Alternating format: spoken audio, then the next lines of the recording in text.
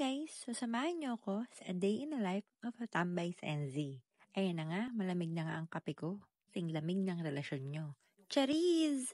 12 na nga dito at makulimlim ang panahon. Mukhang kakatapos nga lang umulan that time. Ayan nga, medyo basa pa ang mga upuan.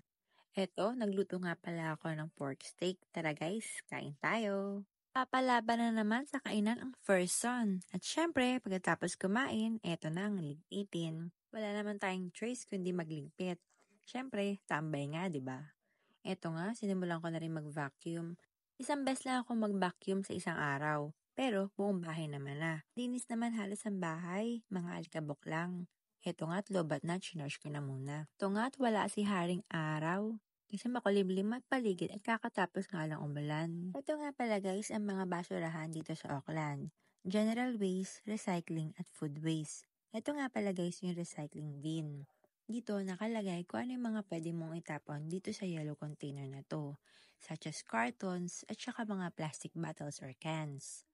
Ito naman yung general waste. Dito mo pwedeng itapon yung mga rubbish. Gaya na lamang ng kitchen rolls and wipes, tissues, o yung mga bagay na hindi na mapapakinabangan. Meron ding kulay black or yung food waste. Hindi ko na mapakita kasi ginagamit namin.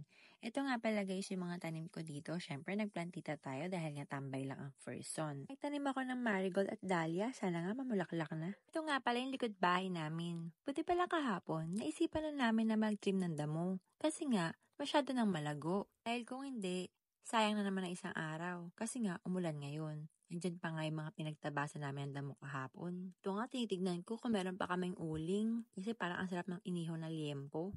Eto, tamang emote na naman sa paligid. Hi! Kailan kayo matapos ang tambay serye na ito? Bye guys!